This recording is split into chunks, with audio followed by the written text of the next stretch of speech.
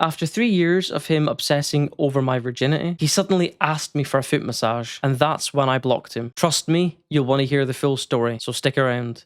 Welcome to this episode of Gay Talk.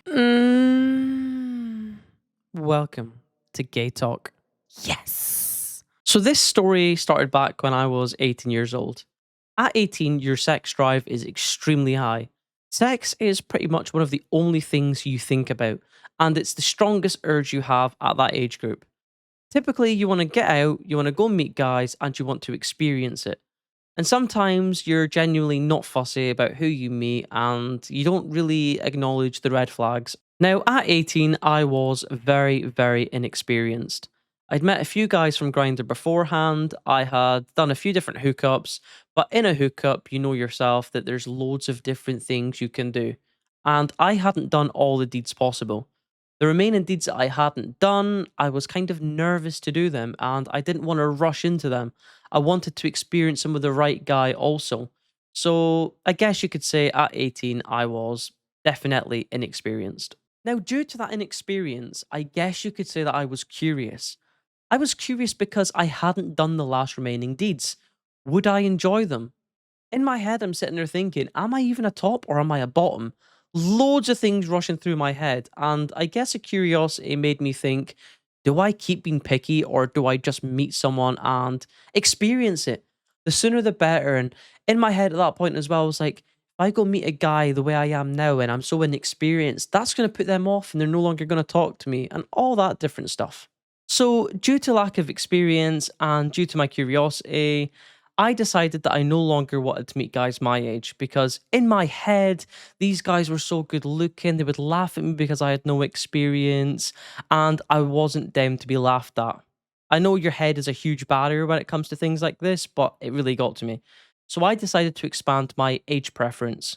I think I put it up to about 40 years old and I was accepting friend requests, grinder messages, and all that stuff from guys old enough to be my father because I felt like these guys would be patient, they wouldn't rush me in, and we would just enjoy the experience together. They've had probably loads of experience on these dating apps and are not really fussy. So, yes, guys, if you can't tell by this point, I'm 18 years old and I ain't lost my virginity. Yes, I've met guys before this point, but we didn't do things that would have led to the loss of the virginity. Okay, so that's context in this particular story. I wasn't like one of these teenagers these days that go out when they're 14, 15, or 16 and get laid. I was still a virgin. So, anyway, 18-year-old me is lying on the couch one day, and my sex drive is way, way up there. I'm in the mood and I want to meet someone. But, like I said in the story already, guys, my nerves were insane. I didn't want to be judged, I didn't have much experience, so I didn't want to meet anyone from my city. A coach driver had came up to my city that day and he had messaged me on Grindr, kind of wanting to get to know me and asking me to kind of meet up. Now, for me, this was amazing straight away because I knew for a fact this guy didn't live in my city. I was unlikely to bump into him in everyday life. And if he did judge me, I could always walk away and that would be it done. So when this guy messaged me on Grindr, I instantly engaged with him because I was definitely wanting to meet someone that day, shall we say. Now, because I always have that fear of judgment, I told this guy straight away that I was a virgin. I told him I was very inexperienced. I'd only ever done a few things when I'd met guys, and that I probably wouldn't satisfy him as much as he probably wanted. But instead of being put off by this guy seemed to be more in the mood, if that makes sense. So I'm like, this guy seems quite decent. He might be very patient. And why don't I try and get to know this guy a little bit? He's up here for about 2 hours on his break. So my plan was to get to know him for an hour. And if things kind of went well, then I would agree to meet him. But who am I kidding? This is Grinder, and this guy was only looking for a hookup. So there was no way that he was going to spend an hour getting to know me before meeting up. He just wanted to meet up, get rid of his urge, have his lunch, and then drive his coach back down to where he had came from. So I was in a bit of a predicament at that point, right? But where do you think he wanted me to go and meet him? On his coach. Now, bearing in mind, all coaches have CCTV cameras all around them, right? And he had parked his coach in a large open spot with loads of other coaches parked next to him. And he wanted me to swan on up, go into his coach, go up the stairs to the back row, and do the deed with him. Bearing in mind, I was nervous and wanted to speak to him an hour beforehand because I didn't know this person, right?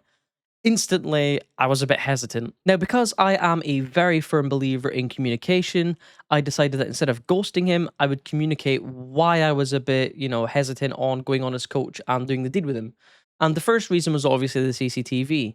It would have felt like an episode of Fake Taxi, but Bus Edition. And to be honest, I ain't a fan of that.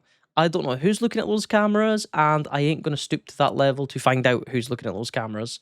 The second reason was he was parked basically right next to all these other coaches. And could you imagine being a driver of a coach, parking your coach up, going up the stairs to have your sandwich, look out at the scenery, and then looking at the coach next door to you and seeing something happen that you didn't want to see? That was my second one. And my third concern was what happens if that driver had a sandwich and decided to come and get the crack with him on his break and get to talk to him and all that stuff? Do you know what I mean? And imagine you being that driver coming off your coach, coming to speak to your colleague and the other coach, and coming up the stairs, and again, seeing something that you didn't want to see. All of those things put me off. But he had an excuse for each one of those.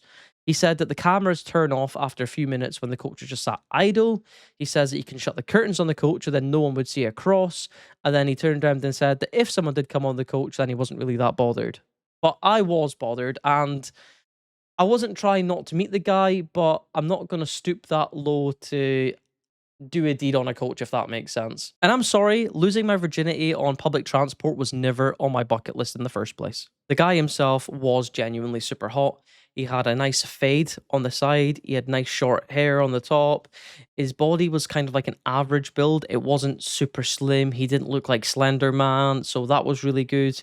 I like a guy with like an average build anyway.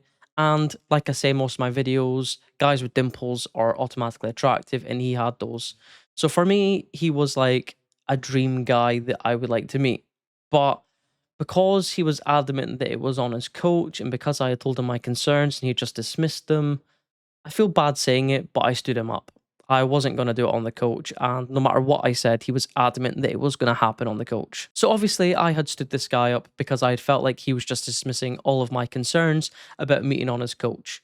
And because I stood him up, obviously, he then lost trust in me.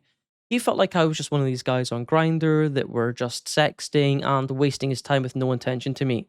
And I cannot stress enough, I fully intended to meet this guy. It was just a shame that the circumstances weren't better, like he was in a hotel or I could accommodate or something like that. So I guess at that time it just wasn't meant to be. But the good thing is, he still talked to me. We actually then added each other on Snapchat.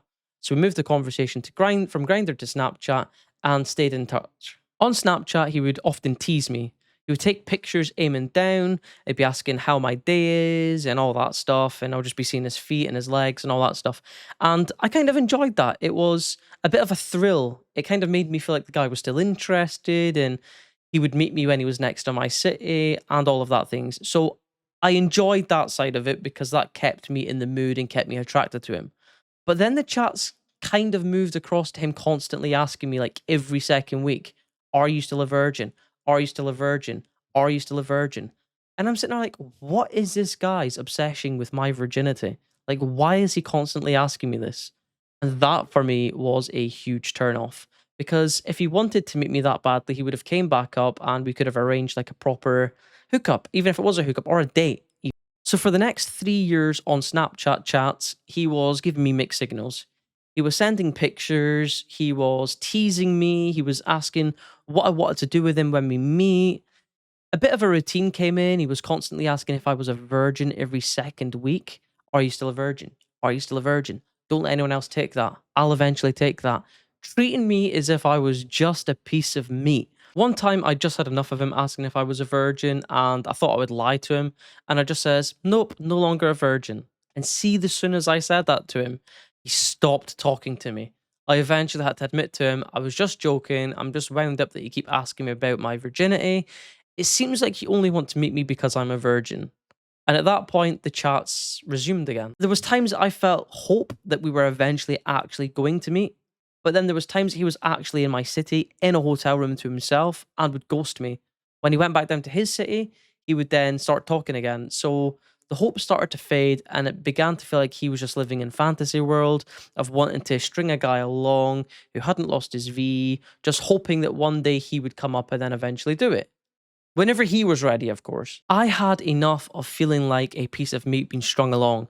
So I blocked him for about 2 weeks. And during that 2 weeks, I felt like I had to give him a second chance. He was so good looking. Maybe I was the problem. So I unblocked him and we kind of started talking again for about 3 months. Now, at the time of recording this video, yesterday he was back in my city and had messaged me on Snapchat. And he had basically says, "Oh, I'm just having some red wine tonight." And I'm like, "All right, that's kind of cute," and all that stuff. And he had says, "All right, do you want to come and give me a foot massage?" And I was like, not really done that before. Probably not going to be the best at it, but if that's your thing, then sure, why not?" And he says, "What else do you want to do?" And I told him kind of what I'm into. Bearing in mind, I'm not into feet, right? But I was willing to massage his feet and relieve that stress for him. And when he says, "What am I into?" I told him what I'm into. And by the way, what I'm into is more normal than getting your feet massaged, right? And as soon as I told him what I was into, he says, and see things like that, that's an instant turn off for me. Like, babe, the audacity of that. You've just asked me to come and massage your feet, right? And I've asked you to do a normal thing, and you said I've turned you off. What the actual heck, right? What is going on here? And then he started ghosting me. And at that point, since I've started doing YouTube and that, I've told you guys at that point, if someone decides to ghost me, I'm not being strung along no more. Block. I blocked him instantly without hesitation. So this guy clearly only cared about fantasy. He had no intention of taking my virginity. He just had the fantasy of taking someone's virginity. He never really cared about me properly, but then again, I wouldn't really expect him to if all we were ever planning to do was have a hookup with each other. So that didn't really bother me. I always feel like he treated me like an object and an option, and that's not what I am. I am a person and I will meet someone if they want to meet, and if they're going to string me along and waste my time, then you're just going to get blocked. It was just an emotionally draining dynamic, and as soon as I blocked him, I just felt instant relief. I could be spending this time on people that actually want to meet or people that actually want to get to know me. I realized I wasn't talking to someone that wanted me. I was talking to someone that liked the idea of me. And that was 3 years of my life wasted like that. Getting to know someone, chatting, thinking that a hookup is eventually one day going to happen. Fair enough, I screwed him over the first time by standing him up, but I always tried to make that back up to him. 3 years of my life wasted on something that was never going to happen because a guy was just living in pure fantasy world. Do you guys have a story similar to this one? Please leave it in the comment section below. Don't forget to like and subscribe to the YouTube channel because it does help the videos more than you will know. So please make sure you do that. And I will see you all in the next episode. Bye bye for now.